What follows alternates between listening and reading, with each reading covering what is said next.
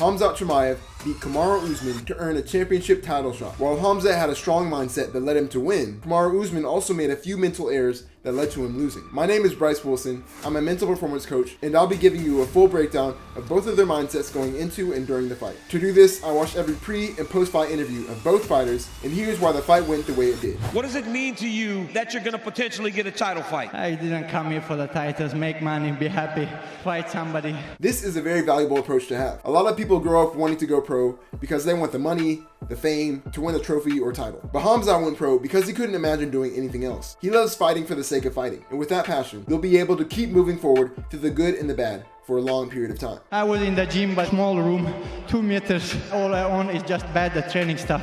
I didn't have a food. Never forget where you came from. Khamzat grew up in poverty. He had a small room only with a bed and training equipment and hardly any food. Coming from that environment, it fueled him to work harder and give his best at all times. Manny Pacquiao is someone who came from a similar environment. He was homeless as a teenager in the Philippines and literally lived in the gym trying to make his boxing dreams come true. During his prime, he was known for being an extremely powerful puncher. And part of the reason is likely because in every punch, he gave everything he had into it because he was literally fighting for his life. Now, you don't have to come from dire situations like these. Don't think that if you weren't homeless or have a sob story that you can't make it in life. But we all struggle at one point or another. And if you remember that time that you were really struggling, you can use that feeling to motivate you. Russell Westbrook talks about how he still remembers when he was riding the bench in college. And that feeling of being underrated and underappreciated fueled him and continues to fuel him to never be in that position again. Use the pain of failure or struggle to propel you towards greatness. Happy to have a food for my mom today. This is another element of remembering where you came from. This guy is probably a millionaire or close to it, but he still keeps the sentiment of providing food for his mom to fuel him. In the early days, it was likely that he sent most of the money he made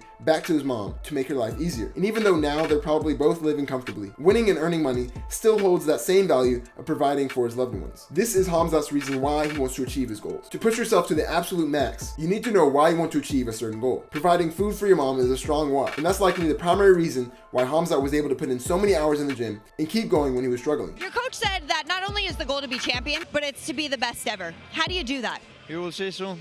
Gonna fight at least 5, 6, 7, 10 years. This dude casually said he's gonna dominate the sport for 10 years. It's crazy, but I wouldn't be surprised if he actually did. Because people who accomplish insane feats do so because of their intention to do so. It's not an accident. LeBron and Kobe both entered the NBA with the intention of being one of the greatest players ever. And with that intention, they achieved it. If you have no direction or goals, what do you expect to happen? Arnold Schwarzenegger says that you could have the best boat in the world, but if you have no specific destination of where you want to go, then you'll just drift around and not end up anywhere. Since Khamzat has clear and defined goals, that's the reason he's now in the position to fight for the championship belt.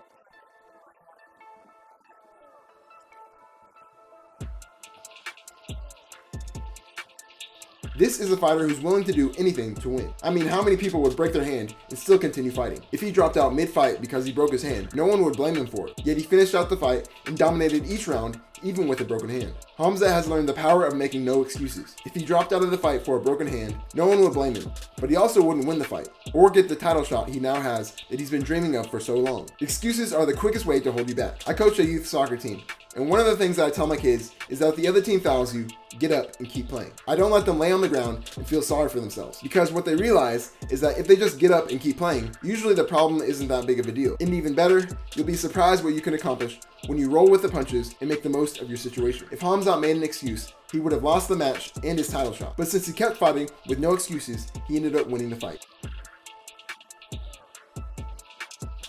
This is why you should treat your opponents with respect. And this is why people who have respect for their opponent rather than hatred for them get to the highest level. Because when you respect your opponent, you realize that your opponent is just a tool to help you become better. You should actually thank them because they're the reason that you have improved so much and can do what you do. If your opponents weren't any good, would you be motivated to get better and maximize your potential? If Michael Jordan didn't have such strong opponents, would we ever see so many of his legendary game-winning shots? If Messi and Ronaldo weren't playing against each other, would they have broken as many records as they have? Understand that your opponents make you better, and this will help you always treat them with respect. And here's some reasons Kumaru Usman might have lost. You go years without losing, and you drop 2 close ones like that, you start to kind of question things and start to doubt yourself a little bit. This loss comes after his 2 back-to-back heartbreaking losses to Leon Edwards. Before that, he was undefeated and now he's on his third straight loss. A loss when you're not used to losing can really affect you because you begin to doubt yourself and your ability. You don't walk around as confidently as you used to. There's no way he can go into his next press conference and be as bold and cocky as he once was because he just had 3 straight losses. You almost forget what it feels like. The other problem with losing often